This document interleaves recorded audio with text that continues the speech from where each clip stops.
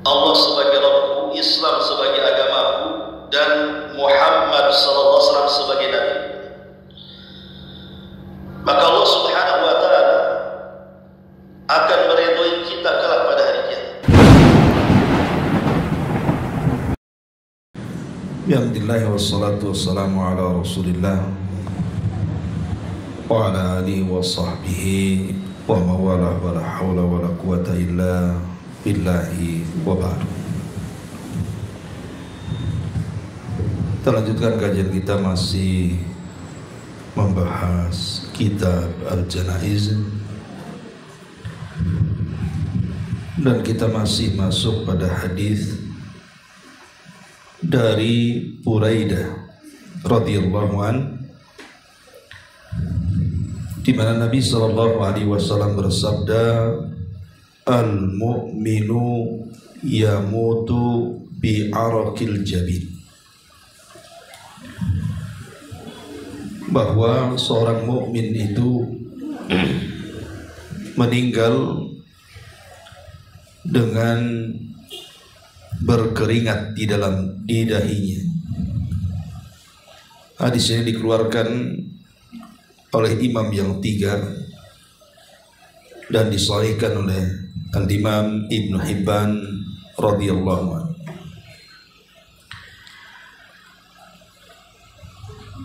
Baik ma'asyiral muslimat yang dimuliakan Allah Subhanahu wa taala, hadis ini hadis daripada Buraidah radhiyallahu anhu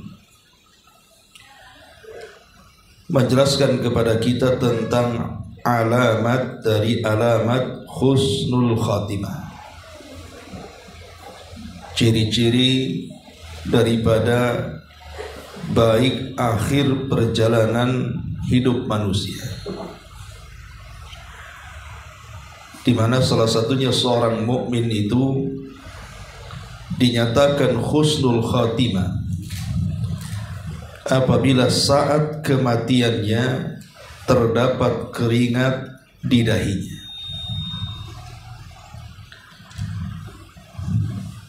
Apa yang dimaksud keringat di dahinya itu? Sebagian syurah al-hadis, para pensyarah hadis mengatakan maksudnya ibaratun an syiddatil mauti, karena keringat di dahi itu menunjukkan tentang kerasnya saat kematian.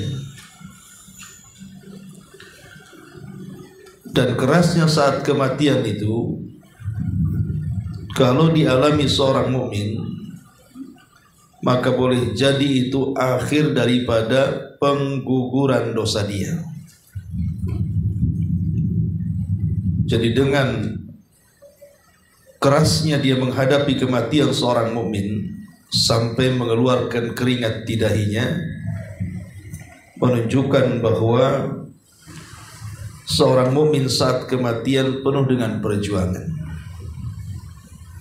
merasakan rasa sakit yang luar biasa, tetapi sakitnya bagi seorang mukmin itu boleh jadi pengguguran dosa yang terakhir yang dia miliki. Ini satu pendapat. Pendapat yang lain maksudnya bi arakil jabin, dengan keringat di dahi itu maksudnya alamatul khairi indal mauti. Itulah tanda-tanda yang menunjukkan kebaikan saat menjelang ajalnya. Jadi tanda-tanda kebaikan saat menjelang ajalnya seorang mukmin itu ditandai dengan adanya keringat di dahinya. Padahal terkadang cuacanya sangat dingin tapi bisa berkeringat. Itu menunjukkan bahwa ada tanda-tanda kebaikan saat kematiannya.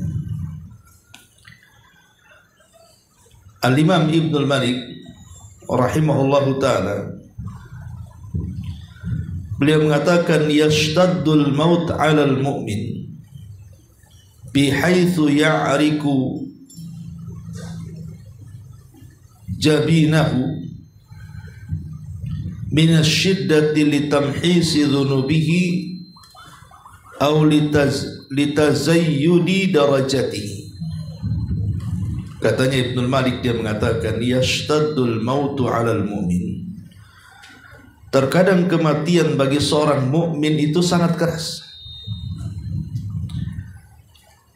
Bihaitsu ya'riku jabinahu, di mana seorang mukmin itu berkeringat dahinya minasyiddah, karena kerasnya dia menghadapi kematian. Tidak lain dan bukan, kata beliau, hikmahnya adalah litamhisi dzunubihi, pertama untuk menggugurkan dosa-dosanya, atau litazayyud darajatihi, atau boleh jadi untuk menambah tingkatan derajatnya di surga. Ma'asyiral muslimat yang dimuliakan Allah Subhanahu wa taala. Jadi di sini ada dua hikmah kenapa di antara alamat kebaikan seorang mukmin itu ada alamat di dahinya dengan keluarnya keringat, karena di situ tanda bahwa dosa-dosanya akan diampuni atau derajatnya akan ditinggikan.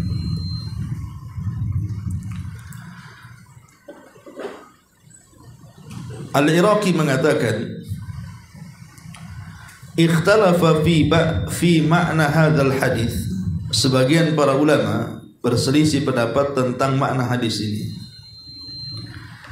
Faqila, maka dikatakan, anna araqal jabini, bahwa adanya keringat di dahi itu lima yu'aliju min syiddatil mauti, karena menunjukkan tentang kerasnya seorang mukmin menghadapi kematian. Ini satu alasan.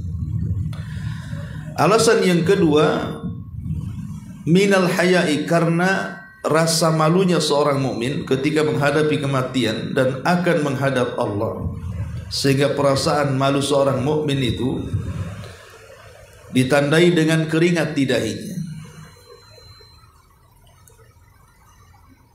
Ini kata Imam Al-Iraqi, bahwa kenapa seorang mukmin itu berkeringat di dahinya, boleh jadi karena kerasnya saat menghadapi kematian, atau rasa malunya dia saat menghadapi kematian karena terlampau banyak dosa yang akan dihadapkan kepada Allah Subhanahu wa taala. Saking malunya karena adanya dosa yang akan dihadapkan kepada Allah, sampai akhirnya dahinya berkeringat. Inilah di antara penjelasan para ulama tentang makna seorang mukmin itu ditandai kematiannya dengan berkeringat di dahinya. Ma'asyiral muslimat yang dimuliakan Allah Subhanahu wa taala. Kita tahu bahwa amal itu kan ditentukan akhirnya. Amal itu ditentukan akhirnya, bukan awal, bukan tengah. Makanya ada hadis Bukhari mengatakan innamal a'malu bi khawatimiha. Amal itu ditentukan oleh akhirnya. Dan segala sesuatu yang akhir itu adalah menentukan. Ramadan umpamanya ada 10 awal, ada 10 tengah, ada 10 akhir. Yang menentukan Ramadan itu bukan awal, bukan tengah, tapi akhirnya. Umur manusia juga sama. Ada dari 1 tahun sampai 15 tahun. Itu masa-masa remaja. Kemudian dari 15 tahun ke 40 tahun itu masa-masa dewasa. Kemudian dari 40 tahun sampai menjelang kematiannya itu masa-masa tua. Artinya yang menentukan kehidupan seseorang baik buruknya. Jadi sesuatu yang akhir itu yang menentukan. Makanya seorang mukmin itu dia harus takut kalau seandainya akhir perjalanan hidupnya itu ditutup dengan su'ul khatimah. Dari sini Allah Subhanahu wa taala mengatakan wala tamutunna illa wa antum muslimun. Janganlah kalian mati kecuali kalian mati dalam posisi menjadi orang-orang yang muslim. Itu pula yang kemudian dikatakan Nabi Yusuf alaihi salatu wassalam, tawaffani muslima tawaffani musliman wa alhiqni bisalihin. Ya Allah, wafatkan aku dalam kondisi muslim dan libatkan aku dengan orang-orang yang saleh. Taib masyarul muslimat yang dimuliakan Allah Subhanahu wa taala. Jadi husnul khatimah itu artinya akhir yang baik. Lah dalil yang menunjukkan tentang adanya su'ul khatimah dengan husnul khatimah ini adalah hadis Nabi sallallahu alaihi wasallam yang mengatakan, "Idza aradallahu bi 'abdihi khairan." Apabila Allah Subhanahu wa taala menghendaki kebaikan pada hambanya, ista'malahu, maka Allah akan memanfaatkan hamba itu. Qalu, sahabat mengatakan, kaifa yasta'miluhu? Rasul, bagaimana kemudian Allah akan memanfaatkan hamba itu? Maka Rasul mengatakan, yuwaffiquhu li amalin salihin qabla mautihi. Maka Allah akan memberinya taufik untuk beramal saleh sebelum dia meninggal. Jadi kalau sebelum kematiannya tiba-tiba dia berubah, yang tadinya kurang ibadahnya jadi rajin ibadahnya, kemudian juga sikapnya yang tadinya tidak baik menjadi baik, dan ditutup akhir kehidupannya dengan terus istiqamah di atas kebaikan, maka itu tanda dari tanda-tanda husnul khatimah. Jadi kata Nabi SAW, kalau engkau ingin mengetahui akhir seseorang itu baik atau tidak, lihat akhir sebelum wafatnya. Apakah diberikan taufik untuk beramal saleh atau tidak? Karena senada dengan surah Fussilat ayat 30. Innal ladzina qalu rabbuna Allah tsumma istaqamu tatanazzalu alaihimul malaikatu alla takhafu wa la tahzanu wa abshiru bil jannati allati kuntum tu'adun. Sungguhnya orang-orang yang mengatakan Rabb kami Allah, kemudian mereka istiqamah dengan pendirian itu, maka para malaikat akan turun kepada mereka dan akan mengatakan, janganlah kamu takut, jangan pula engkau sedih, dan bergembiralah karena sorga sudah menantimu. Dari ayat ini dan hadis tadi menunjukkan bahwa husnul khatimah itu ada, sebagaimana su'ul khatimah juga ada. Makanya Nabi SAW mengatakan, man ahabba liqa Allah, man ahabba liqa Allah ahabba Allahu liqa'ah, wa man kariha liqa Allah kariha Allahu liqa'ah. Barang siapa yang suka berjumpa dengan Allah, maka Allah pun suka berjumpa dengan dia. Tapi siapa yang benci berjumpa dengan Allah, maka Allah pun tidak suka berjumpa dengan dia. Lah, hadis yang kita bahas ini adalah satu dari sekian tanda dari tanda-tanda husnul khatimah. Lalu apa saja selain daripada seorang mukmin itu ditandai di dahinya dengan keringat saat kematiannya, yang menunjukkan bahwa dia adalah diakhiri kehidupannya dengan husnul khatimah. Ada 19 tanda yang disebutkan para ulama selain daripada tanda yang terdapat dalam hadis ini. 1. Tanda-tanda husnul khatimah ketika saat kematiannya dia bisa mengucap kalimatut tauhid, la ilaha illallah.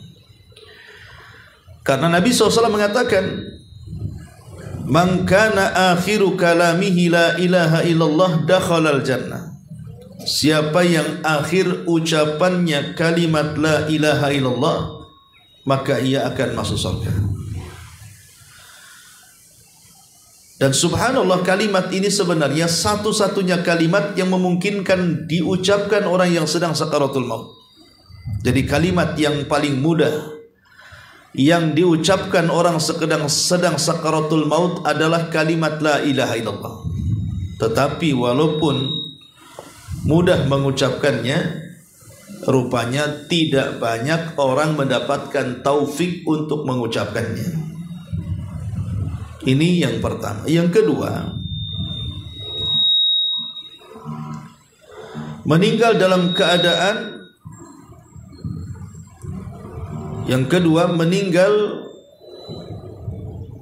dalam keadaan mati syahid di peperangan. Dan itu disebutkan di dalam sebuah hadis Nabi SAW mengatakan, ya, terlalu ini ya. Coba agak dijauhkan. Iya. Dan itu disebutkan di dalam ayat surah Ali Imran ayat 169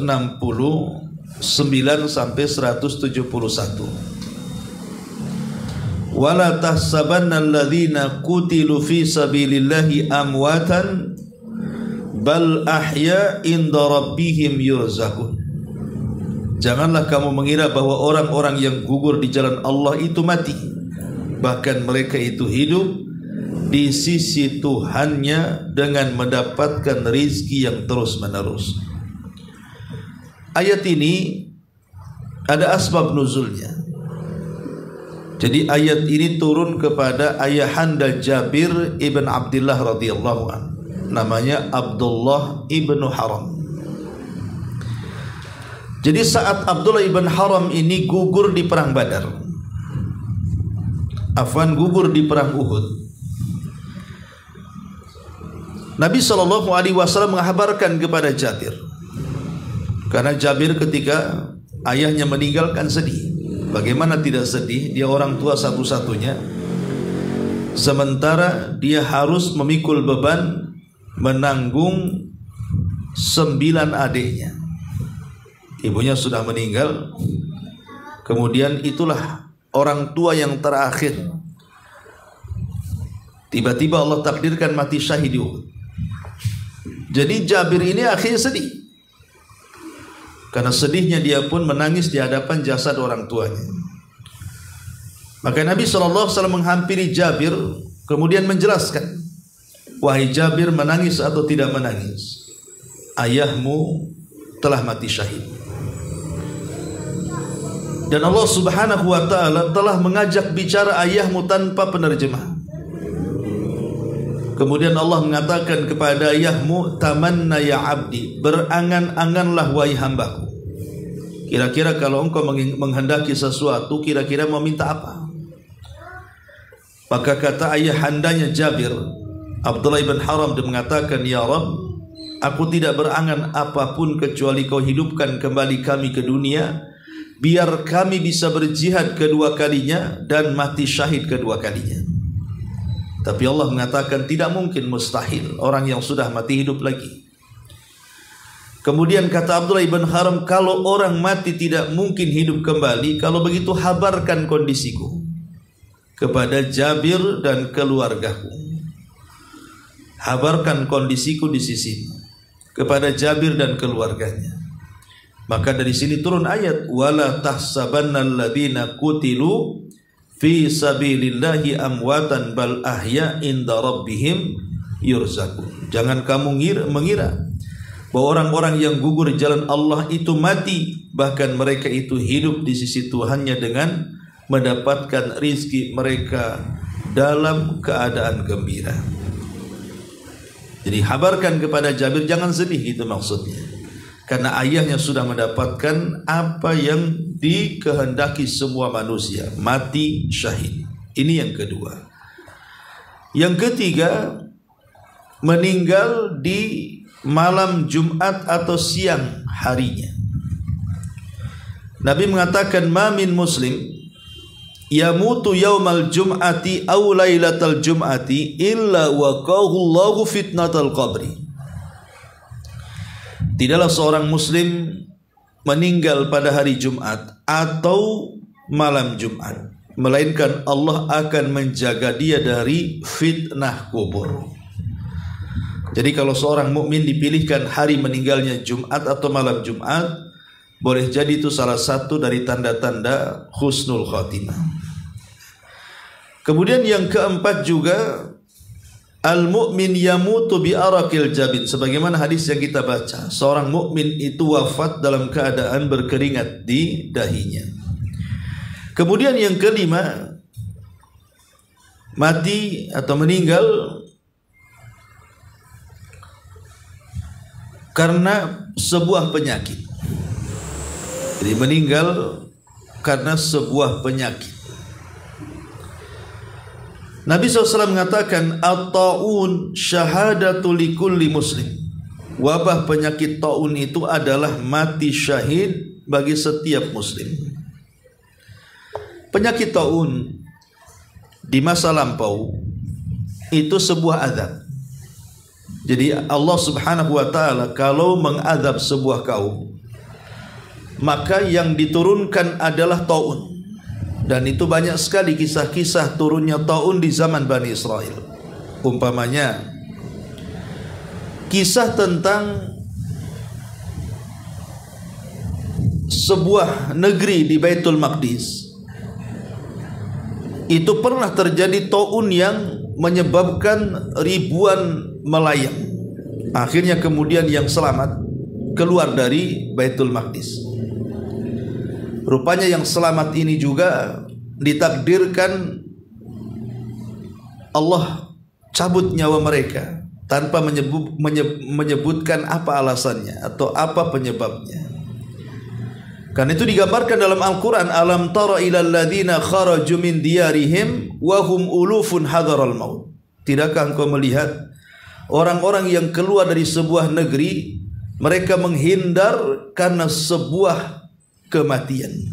Karena sudah banyak ribuan orang mati di negeri itu, mereka pun menghindar dari kematian, tetapi rupanya mereka dicegat dengan kematian.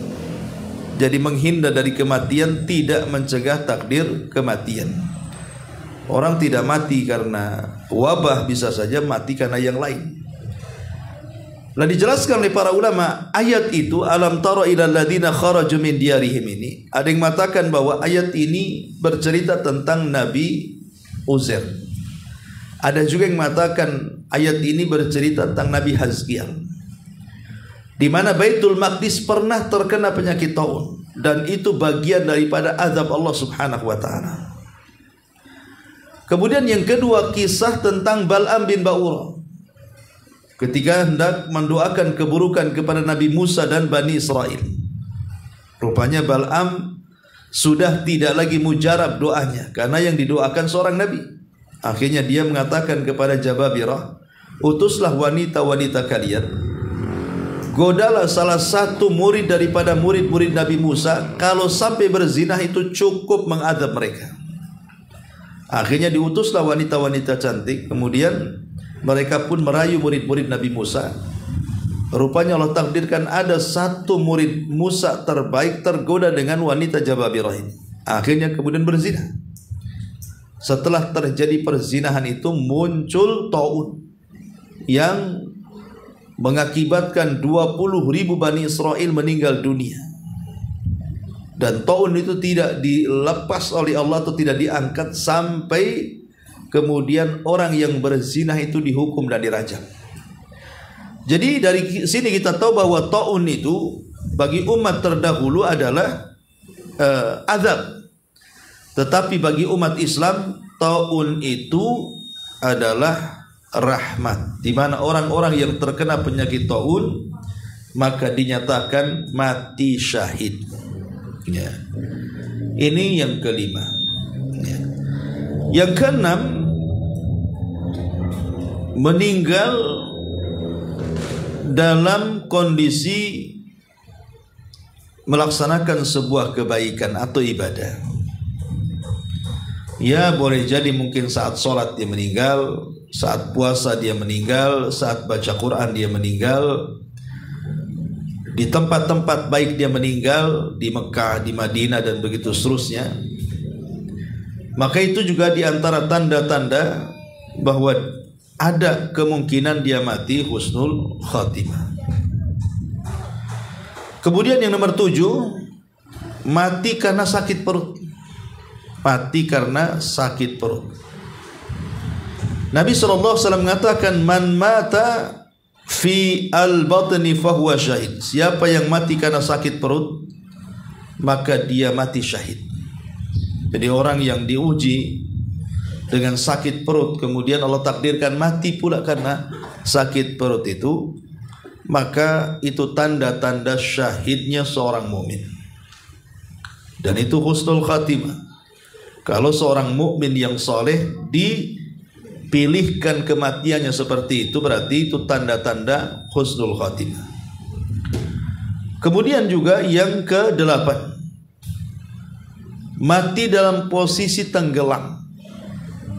Boleh jadi seorang mukmin yang taat, dia sedang naik perahu, kemudian Allah takdirkan tenggelam perahunya, entah lagi mancing, entah lagi pulang kampung pakai kapal gitu ya.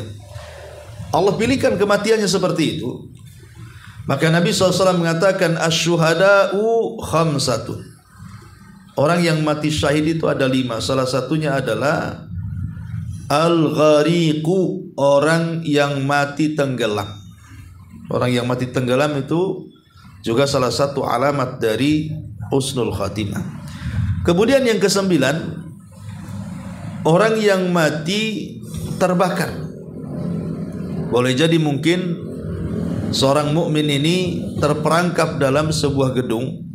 Mungkin dia sedang bekerja di sebuah gedung, tiba-tiba kemudian terjadi kebakaran dan dia tidak bisa keluar dari situ. Akhirnya dia meninggal karena luka bakar. Maka Rasul juga mengatakan asyuhada'u khamsun. Orang yang mati syahid itu ada 5. Salah satunya adalah, kata Nabi SAW, wasahibul hadmi. Wasahibul hadmi. Dan orang yang tertimpa reruntuhan bangunan. Juga diartikan orang-orang yang terbakar.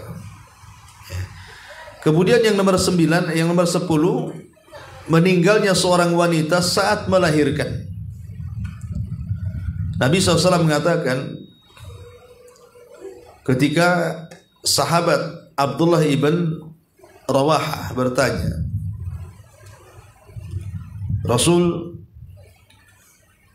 atadri man syuhada ummati? Awalnya Abdullah ibn Rawahah bertanya, fama tazawwaj lahu an firashihi. Jadi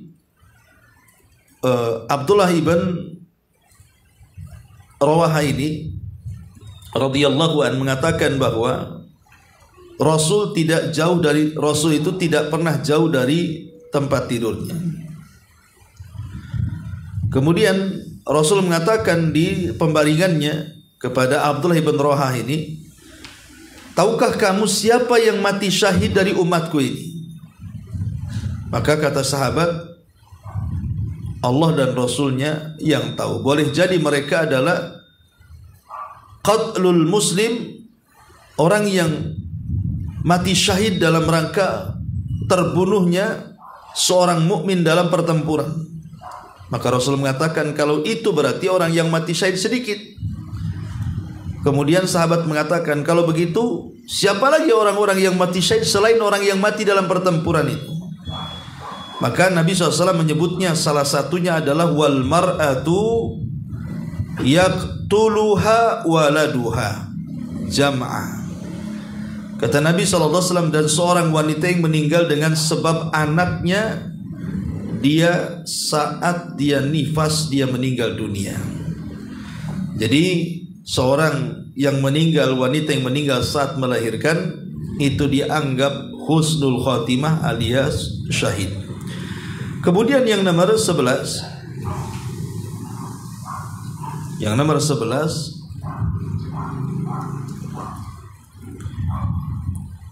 ada yang mengatakan bahwa orang yang meninggal diberikan penyakit pinggang seperti memar atau angin yang tertahan di pinggang, semacam angin duduk, ya. Ini juga salah satu tanda-tanda husnul khotimah. Jadi seorang mukmin kalau dipilihkan meninggalnya karena angin duduk ataupun sakit pinggang gitu ya, tiba-tiba dengan sebab itulah terjadi kematiannya, maka itu salah satu tanda daripada husnul khotimah. Kalau seorang mukmin yang baik dipilihkan kematiannya seperti itu. Kemudian yang nomor 12 juga seorang mukmin yang diwafatkan karena rasa sakit dan sesak nafas. Sebagaimana hadis Jabir bin Utaib secara marfu kepada Nabi sallallahu alaihi wasallam. Jadi karena sesak nafas, ini juga diantara tanda-tanda husnul khatimah. Kemudian yang 13, meninggal karena terserang penyakit TBC. Kemudian yang nomor 14, mati karena mempertahankan harta. Boleh jadi umpamanya seorang muslim sedang berada di rumahnya, tahu-tahu rampok datang. Rupanya rampok ini yang tadinya tidak niat membunuh, akhirnya membunuh. Boleh jadi saat dia merampok ketahuan yang punya rumah, kemudian yang punya rumah disabet pedang sampai meninggal. Maka seorang yang mempertahankan hartanya dari orang-orang yang hendak merampasnya, seperti para perompak dan para perampok itu, kalau Allah takdirkan dia mati syahid saat membela kekayaannya, maka dia mati terhormat karena dia dianggap mati syahid. Ataupun membela agama, seorang yang membela agamanya kemudian Allah takdirkan meninggal saat membela agamanya, maka dia mati syahid. Atau membela jiwanya, mempertahankan jiwanya, juga yang nomor 16 juga termasuk mati syahid. Kemudian yang nomor 17, mati saat berjaga-jaga di jalan Allah. Boleh jadi dia ditugaskan di perbatasan, tiba-tiba kemudian diserang oleh musuh, meninggal. Maka orang yang berjaga-jaga di perbatasan di jalan Allah, maka dia dianggap mati syahid. Termasuk juga meninggal saat beramal saleh. Tadi saya sudah dijelaskan ya. Kemudian yang nomor 19, orang yang dibunuh oleh penguasa zalim. Seseorang yang dibunuh oleh penguasa zalim. Jadi ada seorang mukmin, mungkin dia berusaha untuk mengkritik, menasihati, bukan mengkritik pemerintah. Rupanya dia mendapatkan kezaliman dari pemerintah sampai dibunuh. Maka orang-orang yang juga dibunuh oleh penguasa zalim, maka dianggap oleh para ulama sebagai orang yang mati syahid. Inilah 19 faktor ataupun alamat seseorang itu dinyatakan husnul khatimah. Adapun secara global tentang penyebab, tadi kan ciri-ciri ya, 19 ciri-ciri orang yang mati husnul khatimah. Lalu apa penyebabnya? Apa yang menjadikan sebab seseorang itu bisa meninggal husnul khatimah itu? Pertama, ya, karena faktor istiqomah. Kebanyakan orang meninggal husnul khotimah itu karena faktor kontinu ataupun istiqomah. Istiqomah itulah yang menjadikan seseorang meninggal husnul khotimah. Kemudian yang kedua, faktor doa. Dengan doa itulah akhirnya Allah Subhanahu wa taala mengabulkan permintaan kita. Jadi kalau kita dalam doa kita minta husnul khatimah, maka Allah akan kabulkan permintaan doa kita. Persis seperti Umar bin Khattab. Umar itu kan berdoa, ya Allah wafatkan aku di negeri hijrah nabimu dalam kondisi mati syahid. Itu aja yang doanya Umar dalam setiap sholatnya. Doa Umar hanya itu saja, hanya dua, minta mati syahid, yang kedua matinya di tempat hijrah Nabi. Bukan mustahil bagi Allah subhanahu wa ta'ala, walaupun bagi kita mustahil. Kenapa dianggap mustahil? Karena di zaman Umar itu kan kekuatan kaum muslimin kan di atas kejayaannya. Siapa yang akan menyerang kota Madinah? Tidak ada yang akan menyerang kota Madinah.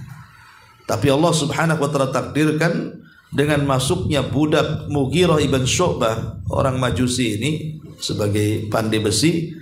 Rupanya perantara Majusi inilah pula Umar meninggal dunia ditusuk saat sholat subuh. Jadi Umar bin Khattab radhiyallahu anhu mati syahid ditusuk Abu Lu'lu Majusi ini karena salah satunya faktor doa dia. Dia akan berdoa terus seperti itu. Allah kabulkan. Dia mati syahid saat mengimami di Masjid Nabawi salat subuh. Jadi yang kedua juga di antara faktor husnul khotimah itu juga adalah banyak-banyak berdoa, minta kepada Allah agar kita diwafatkan husnul khotimah.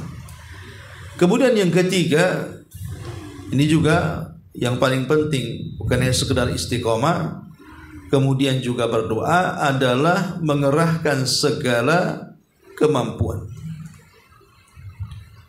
Jadi lawan segala kemalasan. Pamannya malas sholat, lawan tetap sholat. Malas puasa, lawan tetap puasa. Malas ke majelis ilmu, lawan tetap hadir. Dan begitu seterusnya. Atau dengan bahasa Quran itu disebut mujahadatun nafsi, melawan jiwa, melawan hawa nafsu. Itulah yang dikatakan dalam Al-Quran, wa man yujahidu fina lanahdiyannahum subulana. Siapa yang memiliki sikap kesungguh-sungguhan di dalam mengejar hidayah, maka kami akan berikan hidayah kepada dia. Boleh jadi dengan kesungguhan itu dia diwafatkan dalam posisi husnul khotimah. Itulah 3 penyebab terbesar seseorang itu mati husnul khotimah. Kebalikan daripada husnul khotimah adalah su'ul khotimah, akhir yang buruk bagi seseorang saat menjelang wafatnya. Ya tentu kalau cerita tentang su'ul khotimah adalah kebalikan daripada husnul khotimah. Jadi 19 tanda yang tadi saya sebutkan, kebalikan daripada itu, kalau meninggal maka su'ul khotimah. Ma'asyiral muslimat yang dimuliakan Allah subhanahu wa ta'ala. Tetapi kan su'ul khotimah kan ada tingkatan-tingkatannya. Tingkatan terjelek orang yang mati su'ul khotimah itu adalah orang yang hatinya penuh dengan keraguan dan juga penentangan saat sakaratul maut. Kemudian dia mati dalam posisi ragu-ragu terhadap Allah dan agamanya, ragu-ragu terhadap tauhid, ragu-ragu terhadap sunnah, ya. Bahkan jadi setan datang berikan waswas, suruh kita pindah ke agama orang lain, ya. Jadi kalau itu kita ikuti saat meninggal dunia, orang yang menyaksikan di sekitarnya disangka kita mati muslim, padahal dia mati kafir, ya, karena terkena waswas setan. Sehingga Imam Ibnul Qayyim itu sampai menjelaskan ada seorang pemabuk yang keranjingan dengan minuman keras, boleh jadi sudah kecanduan. Jadi saat meninggal dunia, overdosis itu, dia ditalkin untuk mengucapkan kalimat la ilaha illallah, al jaza min jinsil amal. Balasannya disesuaikan dengan amalannya. Ketika di dunia dia mabuk, maka saat kematiannya dia mabuk juga. Jadi dia mengatakan kepada orang yang mentalkinnya, kafartu bima taqul, aku kufur dengan ucapan yang kau ucapkan. Jadi setiap pentalkin mengatakan katakan la ilaha illallah, maka dia pun mengatakan aku kufur dengan kalimat itu. Itulah namanya al jaza min jinsil amal. Karena saat sebelum meninggalnya, sehingga saat kematiannya Allah buat mabuk, sehingga dia tidak sadar apa yang ditalkinkan di telinganya, malah dia kufur dengan kalimat itu, naudzubillah. Jadi itu tingkatan terjelek dalam suul khatimah ketika hatinya dipenuhi dengan keraguan dan penentangan saat sakaratul maut. Kemudian yang kedua, ya tingkatan yang lebih rendah daripada itu, orang yang hatinya cenderung kepada urusan dunia, ya, atau keinginan syahwatnya. Umpamanya ketika sebelum wafatnya justru dia menasihati keluarganya agar menjaga dunianya. Sebelum meninggal wasiatnya, tolong itu kebun belakang rumah jangan dijual, umpamanya kan. Terus meninggal. Ya. Kalau seandainya wasiatnya sebelum meninggal kok masalah dunia saja, ya, tolong tuh perusahaan tuh jaga, ya. Kemudian meninggal. Atau nanti kalau saya sembuh antar saya ke Singapura, ya. Apain jalan-jalan nengok singa, terus meninggal. Jadi kan ini kalimat-kalimat yang bersifat duniawi kemudian diakhiri dengan kalimat-kalimat dunia, ini suul khotimah namanya. Tetapi tingkatannya lebih rendah, ya kan? Karena tingkatan yang pertama itu kan memang menentang, ragu-ragu dengan tauhid, dengan syahadat gitu. Kalau yang kedua kan tidak, dia hanya cenderung kepada dunia saja sebelum wafatnya. Tapi dua-duanya menunjukkan apa? Tingkatan bahwa orang itu meninggal su'ul khotimah.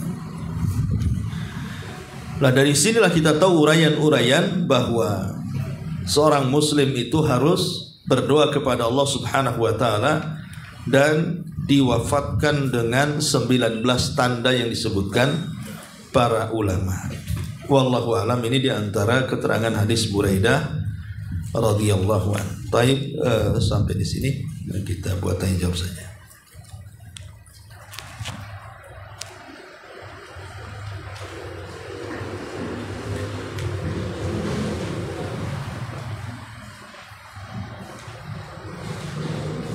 Assalamualaikum warahmatullahi wabarakatuh. Apa bisa tadi Ustaz ada menjelaskan ketika Allah ingin mempekerjakan hambanya, maka Allah beri dia kesempatan untuk melakukan amal ibadah menjelang akhir hidupnya. Yang menjadi pertanyaan adalah dia itu ketika habis banyak masa mudanya atau separuh dari usianya itu dia melakukan maksiat besar. Kemudian dia hanya melakukan ketaatan kepada Allah itu sedikit aja di sisa usianya, misalnya hanya 1 tahun atau beberapa bulan di menjelang kematian dia melakukan kebaikan, setelah itu meninggal. Apakah ini termasuk orang yang Allah manfaatkan dia untuk melakukan ketaatan seperti yang Ustaz sampaikan tadi? Ya, alhamdulillah. Ada seorang sahabat dari sahabat-sahabat Ansor. Jadi ketika Mus'ab ibn Umair radhiyallahu an ditugaskan berdakwah dari Mekah ke Madinah, dia berhasil mengislamkan 2 tokoh Ansor ketika itu. Pertama Sa'ad ibn Mu'ad, itu tokoh Aus, dan yang kedua Sa'ad ibn Mu'ad.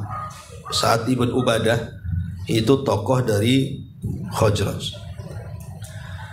Jadi saat Sa'ad ibn Ubadah ini dia masuk Islam disebabkan oleh Mus'ab bin Umair, dia kan pulang kemudian mendakwahkan Islam ke kaumnya Aus, bahkan mengancam orang-orang Aus, siapa yang tidak masuk Islam jangan satu atap denganku. Mau tidak mau akhirnya orang-orang Aus mengikuti gaya kepemimpinan Sa'ad bin Mu'ad, masuk Islam semuanya orang-orang Aus ini, kecuali 1 orang, dia nggak mau masuk Islam. Ya. Lah ketika terjadi perang Uhud, yang 1 orang ini namanya Usairim. Jadi Usairim ini datang kepada Rasul,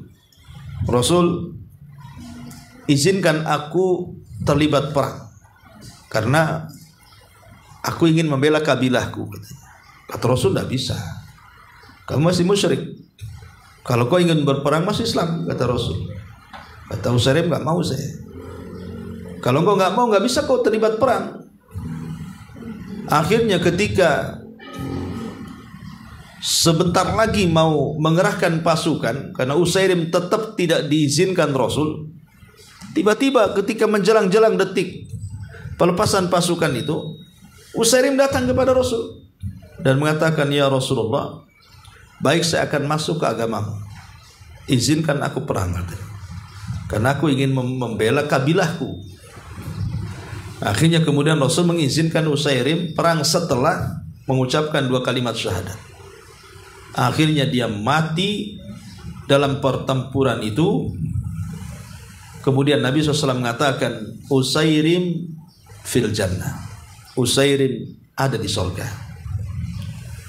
Abu Hurairah radhiyallahu anhu ketika meriwayatkan hadis ini, dia mengatakan kepada orang-orang, tahukah kalian siapa manusia yang tidak pernah sujud walaupun 1 kali, tapi dia bisa masuk surga? Sahabat mengatakan, kau cerita aja wahai Abu Hurairah. Kata Abu Hurairah, ada. Kemudian Abu Hurairah menunjukkan kisahnya Usairim. Itulah Usairim. Dia tidak pernah sujud, tidak pernah ruku, tidak pernah sholat, tapi bisa masuk surga. Kenapa? Karena mati syahid. Di akhir-akhir hayatnya dia masuk Islam, kemudian mati syahid. Lah kalau seandainya Usairim saja yang seumur hidupnya menyekutukan Allah Subhanahu wa ta'ala, hanya dalam waktu 1 hari dia bertobat, masuk Islam, kemudian mengucapkan 2 kalimat syahadat, di hari itu dia mati syahid dan gugur, Rasul mengatakan masuk surga. Ya, berarti apa yang digambarkan tadi, bahwa orang yang boleh jadi mungkin selama 50 tahun bergelimang maksiat, kemudian sebelum ajalnya 10 tahun dia berhijrah dan bertobat, ya Allah Subhanahu wa ta'ala boleh jadi memilih kematiannya husnul khatimah. Karena hadisnya kan jelas, Innallaha idza aradal abda bi khairin ajjalahu atau ista'malahu. Wa ma ista'malahu ya Rasul yuwaffiquhu li amalin salihin. Ya, ketika orang itu diberikan taufik untuk beramal soleh di akhir-akhir hidupnya, berarti Allah berkehendak lain, orang ini tidak berbuat jahat, tapi Allah arahkan kepada kebaikan. Maka orang yang seperti ini insyaallah dia husnul khatimah kan? Karena jelas mengikuti hadis Nabi SAW. Karena kan ingat hadis tentang 2 orang yang berkawan di bulan Ramadan. Jadi ada orang yang berkawan, yang satu mati syahid, yang satu mati dalam pembaringan. Tapi dua-duanya masuk Islam di zaman Rasul, sama masuk Islamnya. Cuman yang satunya semangat beribadah, kemudian semangat jihad, akhirnya mati syahid. Yang kawannya tidak mati syahid, tetapi meninggal 1 tahun setelahnya.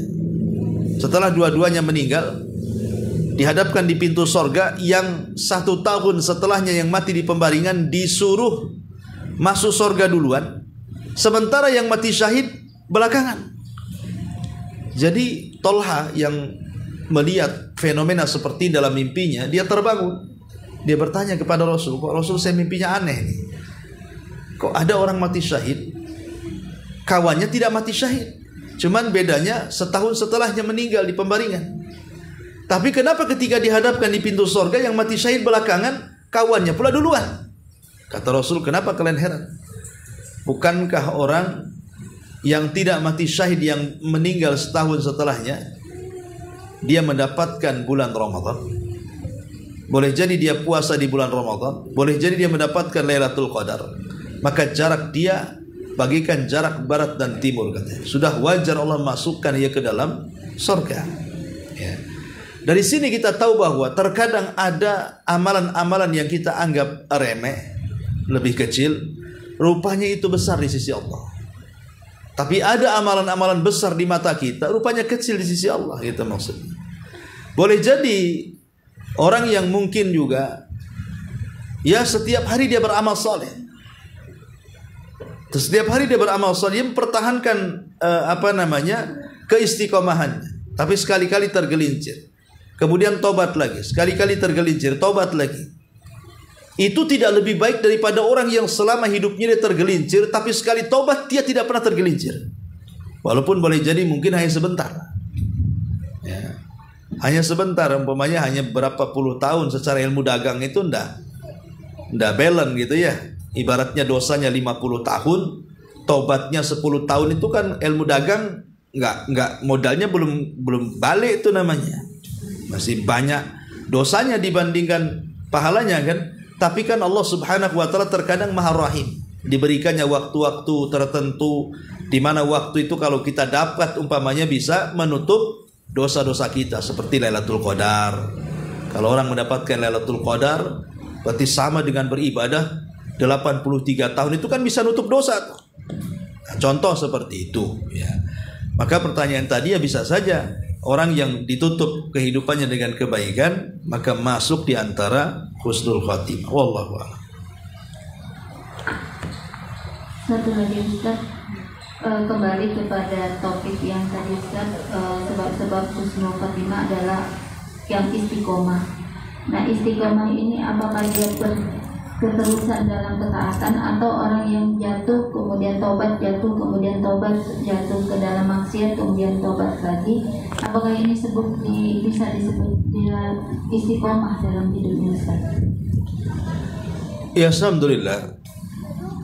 Istiqomah itu bukan orang yang tidak pernah maksiat, karena tidak ada manusia yang tidak maksiat. Manusia itu bukan malaikat yang sama sekali tidak berbuat dosa ya. Tapi orang istiqomah itu kan orang yang senantiasa tetap berjalan di atas relnya. Artinya seperti yang tadi katakan, kalau dia bertobat, kalau dia melakukan dosa, segera dia bertobat dan melakukan dosanya karena memang terkalahkan syahwatnya, bukan mengumbar syahwat. Beda terkalahkan syahwat dengan mengumbar syahwatnya. Kalau terkalahkan syahwat kan ketika dia melakukan dosa satu kali dia langsung tobat. Tapi kalau mengumbar syahwat kan berkali-kali diingatkan baru dia tobat. Ya. Jadi istiqomah banyak para ulama yang kemudian mereka tergelincir kemudian diarahkan oleh kawan-kawannya, oleh murid-muridnya, akhirnya balik lagi istiqomah. Nah, jadi istiqomah tidak mesti orang tidak jatuh ke dalam dosa, karena tidak ada orang yang tidak jatuh ke dosa ya. Tapi maksudnya kalau dia pun jatuh ke dosa maka dia segera bertobat. Dia segera bertobat kepada Allah Azza wa Jalla. Karena Allah mengatakan innal ladzina qalu rabbuna Allah tsumma istaqamu. Orang-orang yang mengatakan Rabb kami Allah kemudian istiqamah. Apa maksudnya Rabb kami Allah kemudian istiqamah? Jadi orang-orang yang mengatakan Rabb kami Allah, ketika kita katakan Rabb kami Allah berarti konsekuensinya apa yang Allah perintahkan kita lakukan, apa yang Allah larang kita tinggalkan, apa yang Allah haramkan kita jauhi, apa yang Allah halalkan kita nikmati. Itulah istiqamah dengan 4 perkara itu. Maka kalau kita bisa menjalankan perintah, menjauhi larangan, menikmati yang dihalalkan, menjauhi yang diharamkan ya, dengan daya upaya kita sebagai manusia, kalaupun sekali-kali mungkin terjerumus kepada dosa tapi dia kembali, maka insya Allah, karena bagaimanapun orang itu kan harus dibedakan antara beramal soleh dengan melakukan dosa. Itu kan perkara yang berbeda. Orang yang melakukan dosa dengan beramal soleh itu perkara yang berbeda.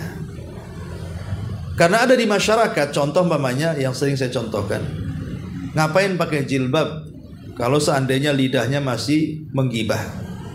Ngapain pakai cadar kalau masih namimah? Umpamanya kan gitu. Kan harus dibedakan antara jilbab dengan gibah. Jilbab, gibah. Ya, orang pakai jilbab dapat pahala karena menutup auratnya. Orang yang menggibah dapat dosa karena dia berbuat dosa. Tinggal ditimbang saja nanti pahala dan dosanya, mana yang lebih berat. Ya, kalau seandainya gibahnya lebih berat dibandingkan jilbabnya, ya masuk neraka kan begitu. Mungkin jilbabnya lebih besar pahalanya dibandingkan dosa gibahnya, ya ada kemungkinan masuk surga. Jadi jangan kemudian kebaikan itu dikambing hitamkan karena sebuah dosa. Jadi dibedakan, karena Allah mengatakan wa ma taf'alu min khairin ya'lamhullah. Apapun yang kau lakukan dari sebuah kebaikan itu pasti Allah akan membalasnya. sedikit ataupun banyak. Walaupun dia gibah, walaupun dia namimah, tetap jilbab itu berpahala, akan dicatat sebagai pahala. Sebab kalau seandainya gara-gara ucapan daripada kau pakai jilbab tapi menggibah, bagus kau copot aja jilbabnya. Akhirnya dicopot jilbabnya, gibah terus. Itu kan kuadrat jadinya kan, dosanya kan. Pertama dapat dosa gibah, yang kedua dapat dosa membuka aurat kan. Dobelan masuk nerakanya jadinya. Yang tadinya satu kesalahannya jadi dua jadinya. Nah, jadi harus dibedakan antara orang yang melakukan kebaikan dengan orang yang melakukan kejahatan. Tapi umumnya biasanya orang yang melakukan kebaikan itu bisa mengerem kejahatan. Seperti sholat, orang yang suka sholat bisa mencegah perbuatan keji dan kemungkaran. Ustadz, ada orang sholat tapi masih berbuat keji, masih berbuat mungkar umpamanya kan. Berarti yang disalahkan bukan sholatnya, dia belum betul-betul sholat. Karena kalau meresapi sholat pasti dapat hidayah. Bukankah dalam sholat itu ada kalimat ihdinas siratal mustaqim? Kita minta hidayah kan. Berarti kalau dia dalam sholatnya diberikan hidayah, keluar dalam sholat pasti tidak mungkin bermaksiat. Ketika setelah sholat kok bermaksiat, berarti ihdinas siratal mustaqimnya belum dikabulkan. Harus minta lagi terus-terusan supaya betul-betul bisa merubah kehidupan dia. Wallahu a'lam. Baik, sampai di sini. Mudah-mudahan ada manfaatnya. Subhanallah bihamdika. Subhanallah.